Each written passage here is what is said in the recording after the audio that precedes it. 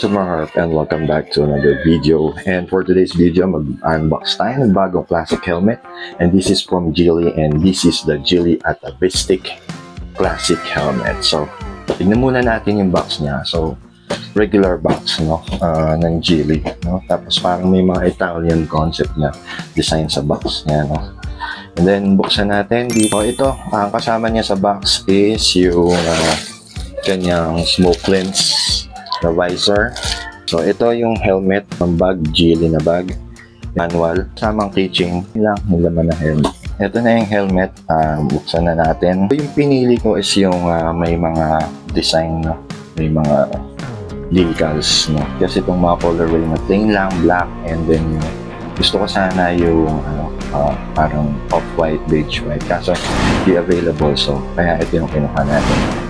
And then, kung dito mapapansin nyo, mga Earth is, ito may pagka-classic yung kanyang tanggalan ng visor, no? Tapos, meron pa rin dito. Meron din ditong bakal. Hindi ko alam para saan to, pero sa mga classic helmets, meron talagang mga ganyan na screw, no?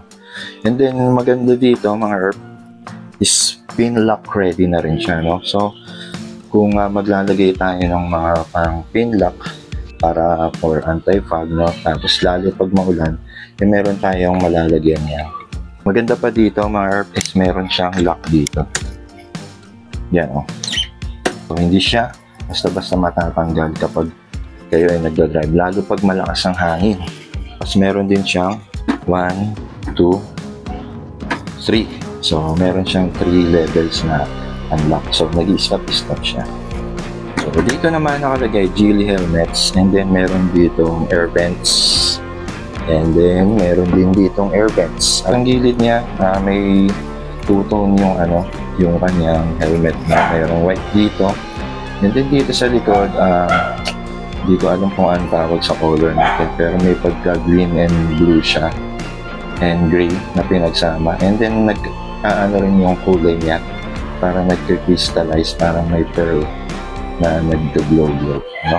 So, ito naman sa likod niya is may nakalagay na tsaka certified weight safety products, and then ang size nito is XL. Ang fitting nito, saktong-sakto na talaga sa akin yung XL, no?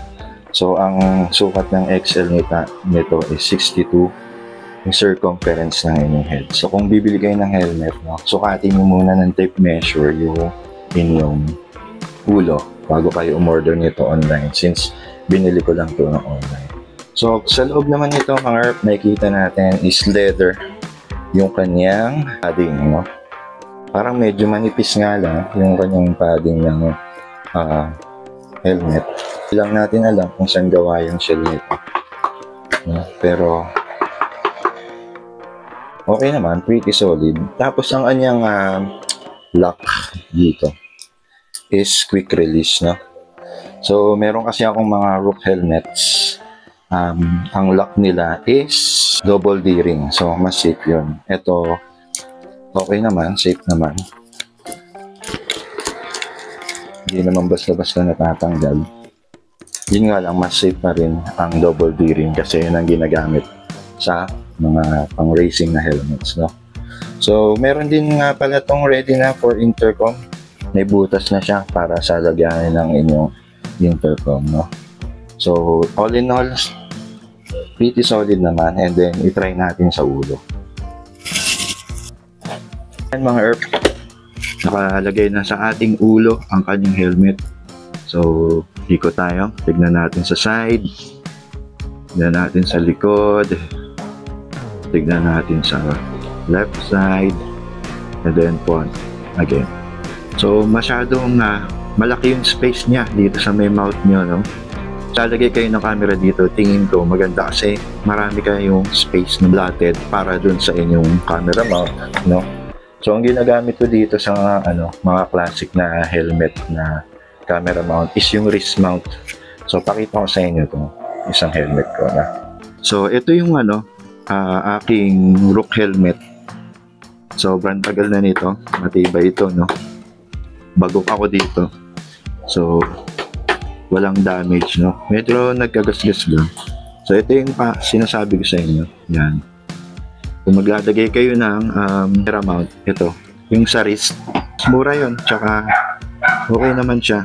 Ginagamit ko dito and trinay ko na rin dito, fit naman siya.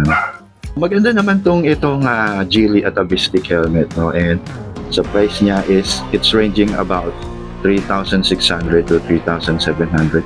Depende yan kung monocolors o graphic design nila.